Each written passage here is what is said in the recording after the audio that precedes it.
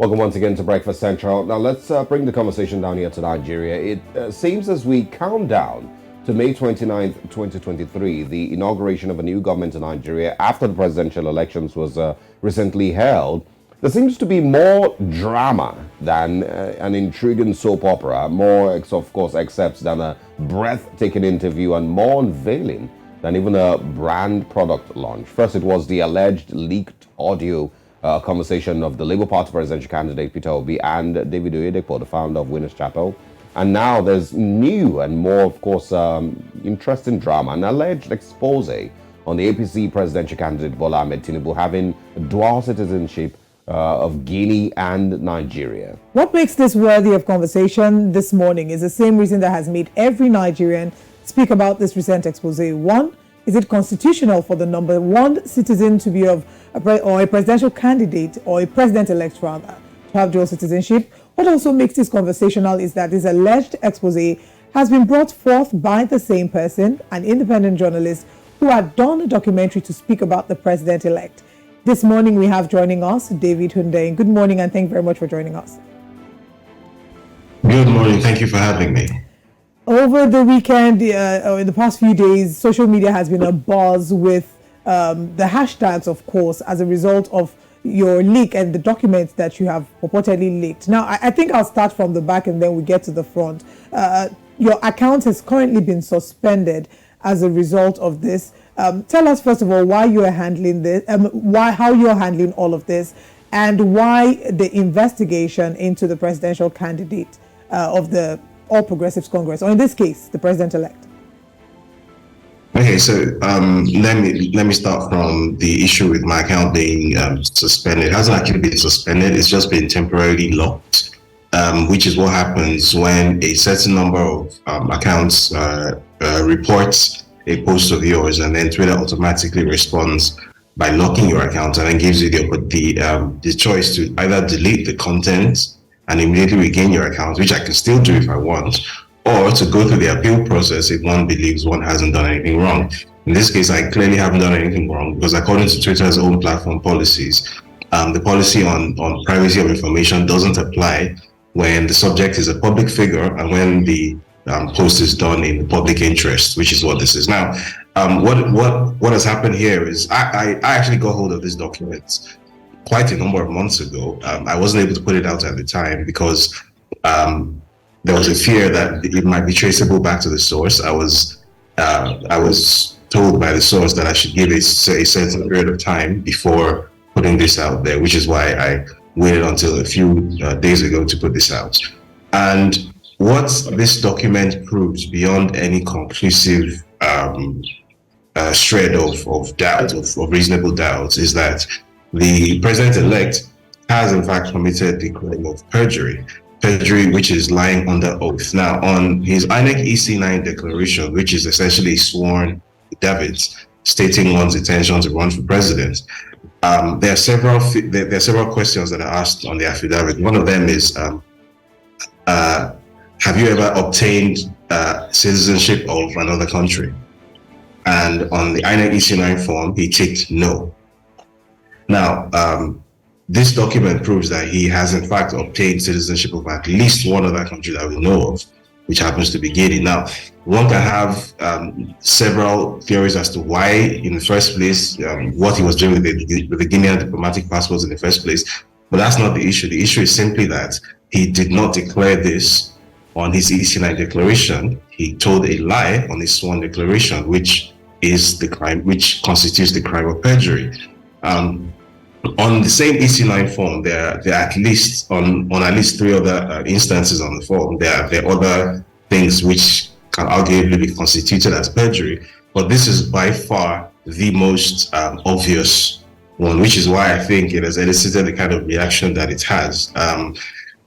If there's something close to well, I won't call it a regret, but the ongoing presidential election petitions, which have been lodged by the two main opposition candidates, Abubakar Atiku and Peter Obi, for whatever reason, haven't made direct mention of this issue. One would hope that maybe they might be able to add this issue in court, because the point is, if one is going to become president of Nigeria, then the process by which one becomes president of the country must be valid. Now, if the INEC EC9 declaration, with which one declared one's intention to run for president, has fraudulent information on it, has false information on it, on this sworn statement, then what that simply means is that the person who has filled in that false information under oath is not just unqualified to run for president. Under Nigerian law, perjury is a very serious offense that attracts 14 years in prison. So these are issues that the Nigerian court system must answer. David, what do you expect, would be the response? I know you would definitely not speak for them, but I've seen interviews where, for example, the former governor of Lagos State, was asked, similar question concerning the Guinea and citizenship, and he seemingly answered a different question. And there's also been some type of distraction between what exactly your points are, which are perjury. Some people have tried to make it he could be disqualified from running from being president-elect, or some of all of that, because he has double citizenship or dual citizenship, which of course Constitution clearly states that you cannot have if you're going to be president, some of all of that. So what do you expect will be the response or the outcome of some of all of this? And I'm saying that also because we've seen in the build up to the elections, before people even went out to vote, that you had put out, other report, investigative work that didn't seem to deter a lot of Nigerians from whatever decision they were going to make, towards the election. So how do you think this will turn out? The reaction, first of all, from the APC and from, the president-elect's camp, and generally what this would end as? So first of all, I don't expect that there will be a reaction or a direct reaction from the APC. Judging from what the reaction was, in fact, which was to report my Twitter account, it seems to me that what the APC is going to do is just stick their fingers in their ears and hope that people stop talking about it and hope that it goes away. Bear in mind that this isn't the first time that I specifically have raised the issue of perjury. I published a story about it in November, which wasn't focused on this particular instance of perjury. But as I said, there were several other instances of perjury on the INEC EC9 declaration. I put forward evidence in that article, for example, that the Chicago State University certificate, which is submitted with INEC EC9 declaration, was in fact a forgery. And on the INEC EC9 declaration, one of the questions asked is, have you submitted a forged certificate to INEC? It takes no. I presented very compelling evidence that what he submitted to INEC was blatantly a forgery. So after I put the story out in November, there was a very, very, very loud and pointed silence from the camp of the APC, because there was simply no defense. And I don't expect this time to be any different.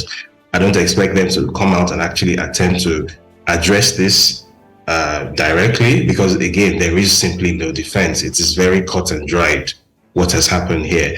What I suspect will happen is more people will continue doing what the outgoing Minister of Works did in his most recent TV appearance, where he sort of obfuscated the issue and started sort of raising a related issue, which is more or less a red herring, which is the issue of whether under the Constitution, someone with dual nationality is allowed to run for president. The reason I call that a red herring is that it's a legal gray area. So there is, I believe, Section 38 of the Constitution, which states that someone who is running for president is not allowed to have dual citizenship, except they had that citizenship from birth. That if you obtained citizenship, then you're not allowed to run for president of Nigeria. However, there is case law precedent which states something different, which states that as long as you have Nigerian citizenship, the fact of having dual citizenship does not supersede your rights as someone with Nigerian citizenship to run for president. So, which is why I said it's a bit of a red herring, right? Because you can argue back and forth all day, but the real issue for me is the fact that there has been a very, very clear and obvious instance of perjury, something which is clear and obvious even to a legal lay person, that this person has lied under oath. I mean, you've highlighted that really there's going to be some back and forth. as regards Section 28 sub 1 and Section 137 sub 1, and what the court interprets these to mean, as well as the cases that have been established before. Let's talk about you, David. There are some who think that this might have been a case of a personal vendetta that you might have against not just the president-elect, but against the political party of the All Progressives Congress. What are your reactions to that? Well, my reaction is the same as it always is, which is that have I presented evidence or not to back up my claims? Have I said something that is true or not? Have I told the truth or have I told a lie? So far in my 4+ years of independent frontline investigative journalism, there is yet to be a single instance where someone has successfully proven that something I put forward in a story or something, a story that I have broken is false in any way, or has successfully taken me to courts or anything like that. That is yet to happen in just over 4 years of practice. So I think that tells a story on its own. So if anyone believes that this is the product of a personal vendetta or whatever, again, I think of that as a red herring. I think of that as a distraction, because the real issue is it true or is it not true? I presented evidence. I have presented evidence in this case. So the question is that Guinean diplomatic passport, is that document authentic or not? That's the question the APC should be answering, not whether the motivations of the person who put that into the public domain are what they would like it to be or not. Yeah, let's now, also talk about, who you expect to take this information that you put out and run with it. If the APC, of course, like you said, you expect that there would be silence from the All Progressive Congress camp and, of course, from the president-elect's camp. Who would you expect to run with it? There is, and that's the initial, why I asked the initial question, like when you see things like this, you would expect that this would be the biggest story across the country. There would be conversations about this, because Nigeria has gone through its electoral process.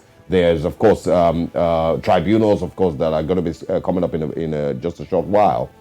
So who would you expect to run with this information, and do you think that they will, from what you understand and what you know about Nigeria?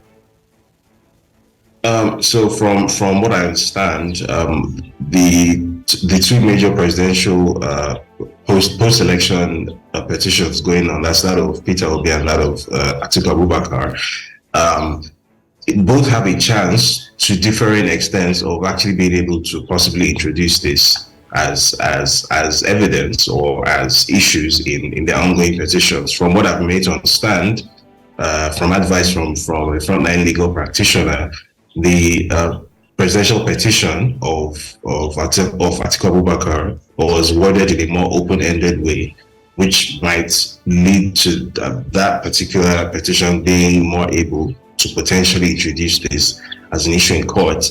The Peter Obi petition, not so much, but there's also a limited possibility of somehow maybe being able to introduce it in another guise, since perjury was also mentioned in that petition. But ultimately, it will be down to the court, actually, or the tribunal, actually, to decide whether or not to actually admit this as an issue or to admit this as evidence.